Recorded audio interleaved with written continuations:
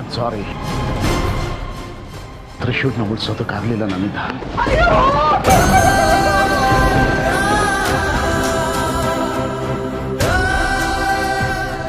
Madam, ಅವ್ರು ತೀರ್ಕೊಂಡ್ರಂತೆ.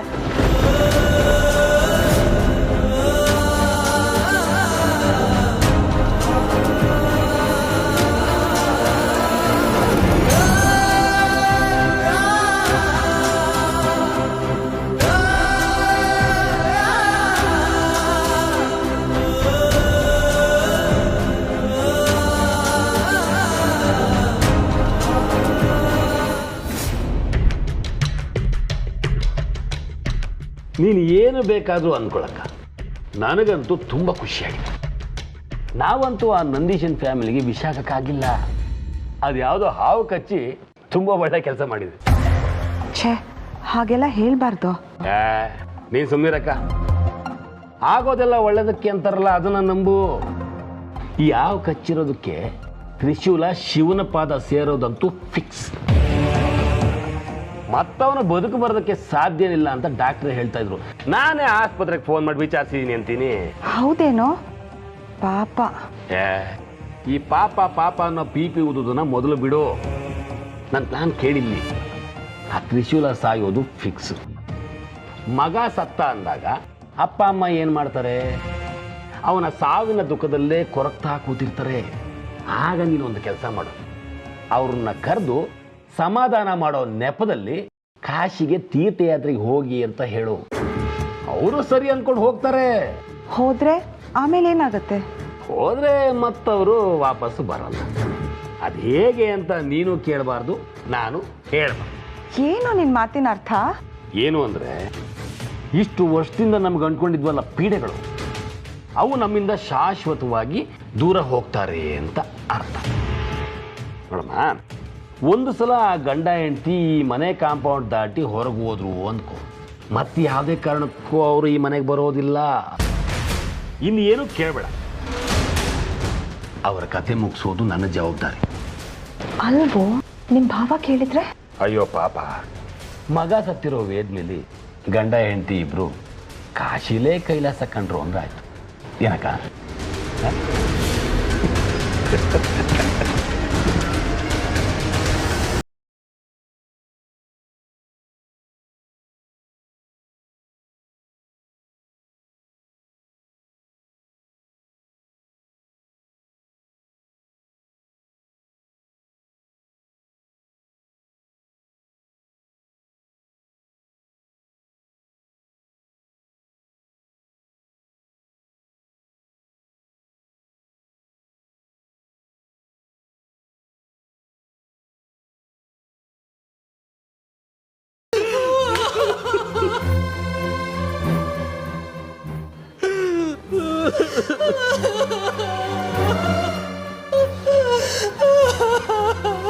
ನಂದೀಶ, ಸಮಾಧಾನ ಮಾಡ್ಕೊ. ನಾವು ನಮ್ಮೆಲ್ಲ ಪ್ರಯತ್ನ ಮಾಡಿದ್ವಿ ತ್ರಿಶೂಲ್ನ ಉಳಿಸೋದಕ್ಕೋಸ್ಕರ. ಅದು ಸಾಧ್ಯ ಆಗಲಿಲ್ಲ. ಯಾಕೆಂದ್ರೆ ಆ ಹಾವಿನ ವಿಷ ತುಂಬಾ ಪವರ್ಫುಲ್ ಆಗಿತ್ತು.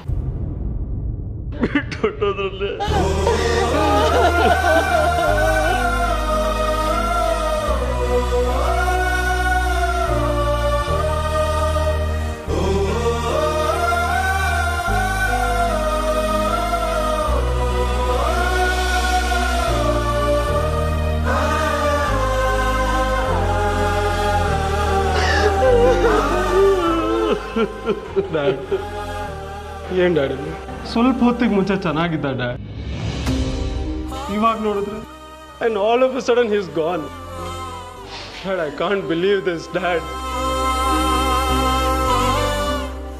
ಅಂಕಲ್, ಅಂಕಲ್, ನೀವೇನಾದ್ರೂ ಮಾಡಿ uncle, please uncle.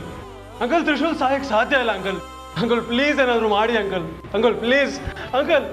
Vikram, control yourself. ಇದು ನಮ್ಮ ಶಕ್ತಿಗೆ ಮೀರಿದ ವಿಷಯ. ನಾವೇನ್ ಪಾಪ ಮಾಡಿದ್ವಿ? ತ್ರಿಶೂಲ್, ಹೇಳ್ಬೇಡಪ್ಪ, ಹೇಳ್ಬೇಡ ಕಡೆ.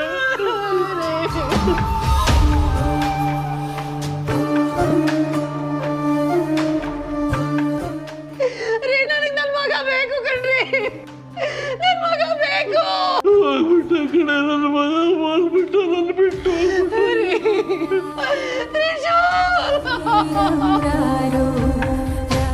I am really sorry madam. Digvijay, ಇದು ಹಾವು ಕಚ್ಚಿದ ವಿಚಾರ ಆಗಿರೋದ್ರಿಂದ ನಮ್ಮವರು ಪೊಲೀಸ್ಗೆ ಇನ್ಫಾರ್ಮ್ ಮಾಡಿದ್ದಾರೆ.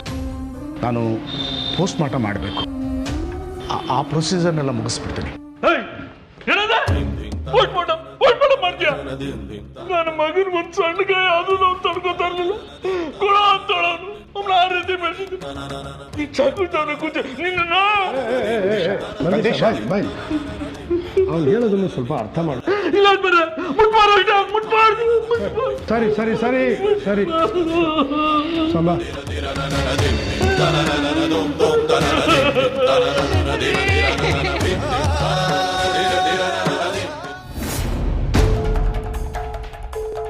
ಸಾಂಬಾ, ದಿಗ್ವಿಜಯ್, ಪ್ರೊಸೀಜರ್ ಕಣೋ, ಮಾಡಲೇಬೇಕು.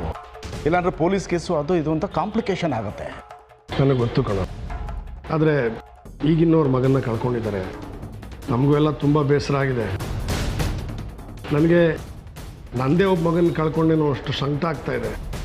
ಇನ್ನು ನಂದೀಶನ ಕತೆ ಹೇಳು. ಅವ್ರು ಚೆನ್ನಾಗತ್ತು, ಸಮಾಧಾನ ಮಾಡ್ಕೊಳ್ಳಿ. ಆಮೇಲೆ ನಿನ್ನ ಪ್ರೊಸೀಜರ್ನ ಮಾಡು ಪ್ಲೀಸ್. Okay, thank you.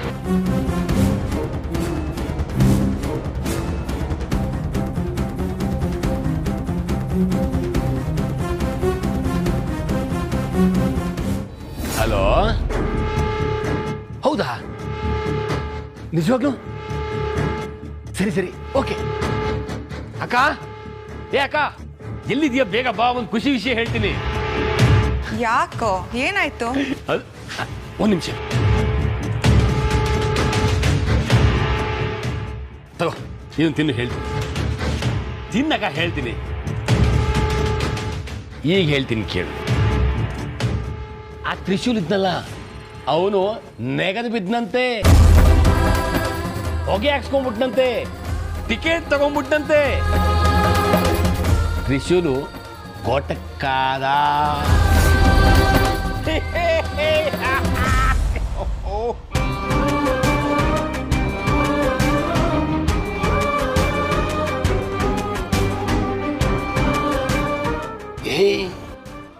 ಇದಕ್ಕಿಂತ ಸಂತೋಷ ಬೇಕೇನಕ್ಕ? ಛೆ, ಏನೋ ಇದು. ಅವ್ನ ಸಾವಿನ ಸುದ್ದಿ ಕೇಳಿ ಸ್ವೀಟ್ ತಿನ್ನಕ್ಕೊಂಥರ ಆಗ್ತಾ ಇದೆ. ಪಾಪ ನೋಡು, ಅವ್ರು ನಮ್ಮ ಸುತ್ತ ಇರೋದು ಬೇಡ, ನಮ್ಮ ಮನೆಗೆ ಬರೋದು ಬೇಡ, ಎಲ್ಲಾದರೂ ಹೊಟ್ಟೋಗ್ಲಿ ಅಂತ ಅಂದ್ಕೊಂಡಿದ್ದು ನಿಜ. ಆದರೆ ಅವ್ನು ಸಾಯ್ಲಿ ಅಂತ ನಾನು ಯಾವತ್ತೂ ಅಂದ್ಕೊಂಡಿಲ್ಲ. ಆಯ್ತು ಆಯ್ತು, ಜಾಸ್ತಿ ಸೆಂಟಿಮೆಂಟ್ ಬೇಡ. ಸತ್ತೆಮ್ಮೆಗೆ 2 ಲೀಟರ್ ಹಾಲು ಜಾಸ್ತಿನೇ ಯಾವಾಗ್ಲೂ, ಅದು ಗೊತ್ತಿರೋದೆ. ಆದ್ರೆ ಇವಾಗ ನನಗೆ ಖುಷಿಯಾಗಿರೋದು ಯಾಕೆ ಗೊತ್ತಾ? ನಮ್ಮ ಕೈಲಿ ಆಗದೆ ಇದ್ದದನ್ನ ಆ ದೇವ್ರು ಮಾಡಿದಾನೆ. ಅಕ್ಕ, ಹಾವು ಕಚ್ಚತ್ರೆ ಮುಕ್ತಿ ಸಿಗುತ್ತೋ ಇಲ್ವೋ? ನಮಗೂ ಅದೇ ಬೇಕಾಗಿರೋದು. ಏಯ್ ಬಿಡ್ತು ಅನ್ನೋ. ನಮ್ಮ ಮಗನಿಗೆ ಆ ರೀತಿ ಆಗಿದ್ರೆ ನಮ್ಗೆಷ್ಟು ನೋವು ಆಗ್ತಾ ಇತ್ತು ಹೇಳು. ಪಾಪ ಕಣೋ ಗೋವಿಂದ, ಎದೆ ಎತ್ತರಕ್ಕೆ ಬೆಳೆದಿರೋ ಮಗ ಸತ್ ಹೋದ್ರೆ ಎಷ್ಟು ನೋವು ಆಗತ್ತೆ ಹೇಳು. ಅಯ್ಯೋ ಅಯ್ಯೋ ಅಯ್ಯೋ, ಏನಕ್ಕ ನೀನು ಫುಲ್ಲು ಖುಷಿಲಿ ನಾನು ತೇಲಾಡ್ತಾ ಇದ್ರೆ ನೀನು ಸೆಂಟಿಮೆಂಟ್ ಡೇಲಾಗ್ ಹೊಡೆದು ಮೂಡೆಲ್ಲ ಹಾಳು ಮಾಡ್ತಿದ್ಯಲ್ಲಕ್ಕ. ಯಾಕೆ? ಅವನ್ ಚಿಕ್ಕ ವಯಸ್ಸಿಂದ ನಮ್ಮ ಕಣ್ ಮುಂದೆನೆ ಓಡಾಡಿ ಬೆಳೆದವನು. ಸತ್ತೋದ್ಮೇಲೆ ದ್ವೇಷ ಸಾಧಿಸೋದು ಒಳ್ಳೇದಲ್ಲ ಗೋವಿಂದ. ನನ್ಗೇನೋ ಅವ್ನು ಸತ್ತೋದ ಅನ್ನೋದನ್ನ ನಂಬಕ್ಕೆ ಆಗ್ತಾ ಇಲ್ಲ. ಏಯ್,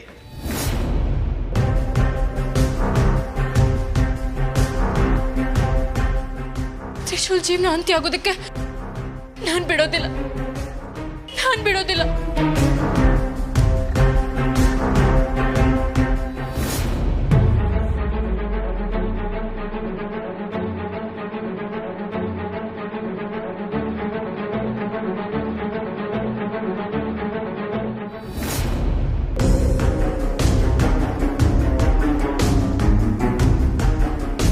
ನಿಂತ್ಕೋ ಶಿವಾನಿ, ಏನ್ ಮಾಡಕ್ ಹೋಗ್ತಾ ಇದೆಯಾ ನೀನು? ಬಿಡು ನನ್ನ, ನಾನು ತ್ರಿಶೂಲ್ನ ಉಳಿಸ್ಕೋಬೇಕು. ನಿನ್ ವಿಷ ಪ್ರಯೋಗದಿಂದ ಇಷ್ಟೊತ್ತಿಗಾಗ್ಲೇ ಅವ್ನು ಸತ್ತು ಹೋಗಿರ್ತಾನೆ ಶಿವಾನಿ. ನೀನ್ ಒಳಗಡೆ ಹೋದ್ರೂ ಏನು ಪ್ರಯೋಜನ ಇಲ್ಲ.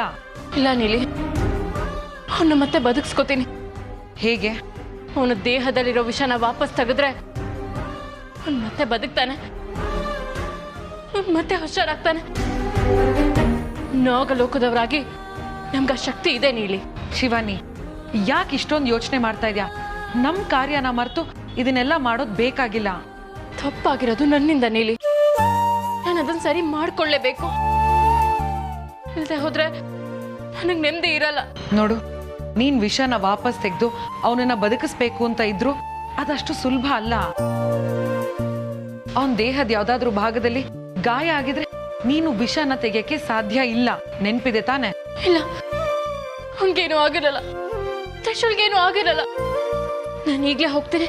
ನೀನ್ ಇಷ್ಟೊಂದು ಹಠ ಮಾಡ್ತಾ ಇದೆಯಾ ಅಂದ್ರೆ ಸರಿ, ನಿನ್ನಿಷ್ಟ.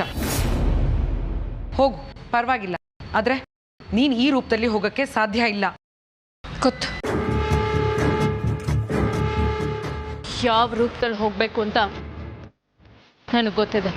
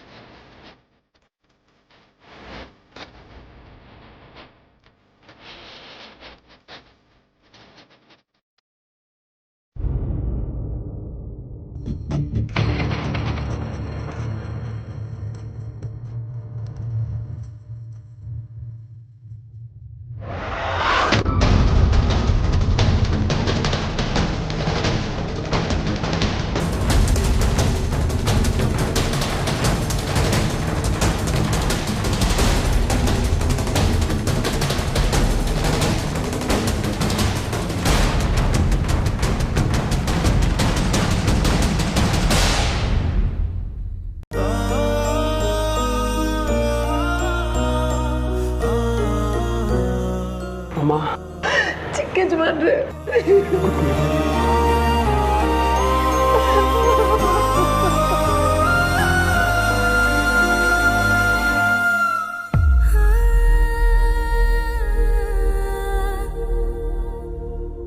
ಅಮ್ಮ ಸಮಾಧಾನ ಮಾಡ್ಕೊಳ್ಳಿ ಪ್ಲೀಸ್. ನನ್ನ ಮಗನೇ ಬಿಟ್ಟು ಅನ್ನಲ್ಲಪ್ಪ.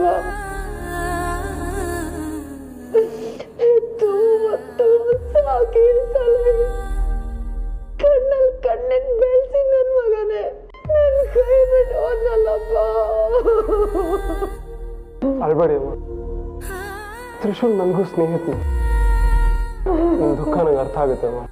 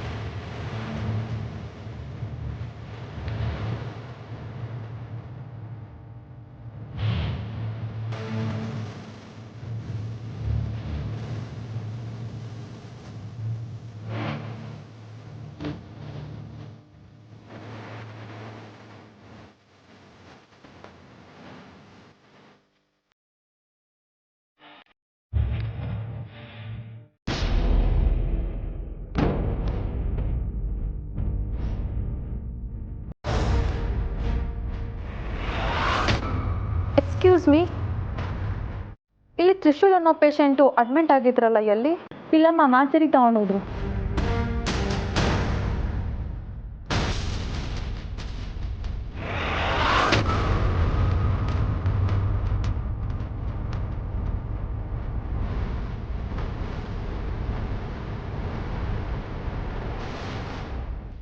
ಆ ಬಾಡಿ ಇನ್ನೂ ಪಾಸ್ಟ್ ಮಾರ್ಟಮ್ ಆಗಿಲ್ವಾ? ಆ ಪೇಷಂಟ್ ಕಡೆ ಇನ್ನೂ ಯಾರು ಬಂದಿಲ್ಲ ಡಾಕ್ಟರ್.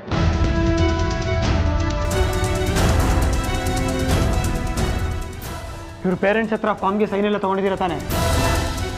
ಸರಿ ಕೊಡಿ.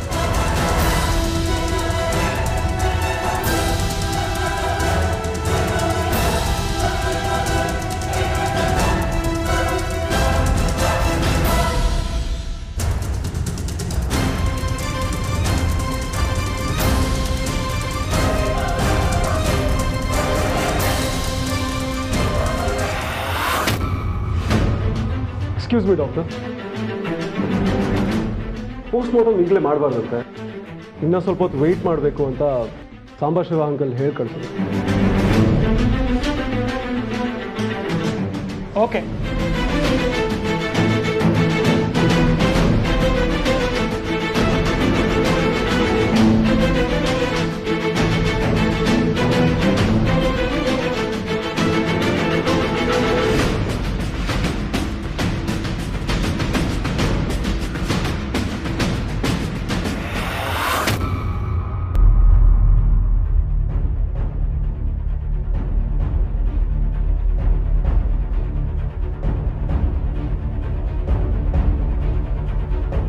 ನನ್ನನ್ನು ಕ್ಷಮಿಸು ತ್ರಿಶೂಲ್, ನನ್ನನ್ನು ಕ್ಷಮಿಸ್ಬೇಡು.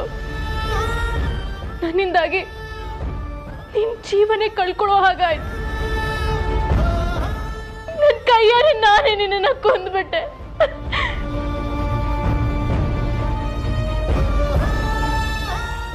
ಇಲ್ಲ, ಈ ಪಾಪ ನನ್ನನ್ನು ಕೊನೆವರೆಗೂ ಕಾಡುತ್ತೆ. ಹೇಗಾದ್ರೂ ಮಾಡಿ ನಾನು ನಿನ್ನನ್ನು ಉಳಿಸ್ಕೋತೀನಿ ತ್ರಿಶೂಲ್. ನಾನು ನಿನ್ನ ಜೀವ ಉಳಿಸ್ತೀನಿ.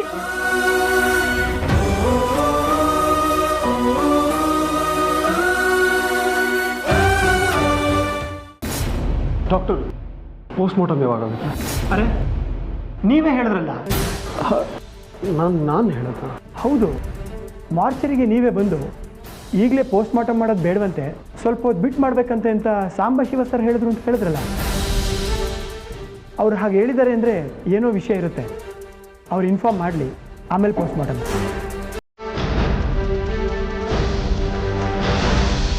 ನಾನು ಯಾವಾಗ ಮಾಡ್ತೀನಿ ಹತ್ರ ಹೋಗಿದ್ದೆ?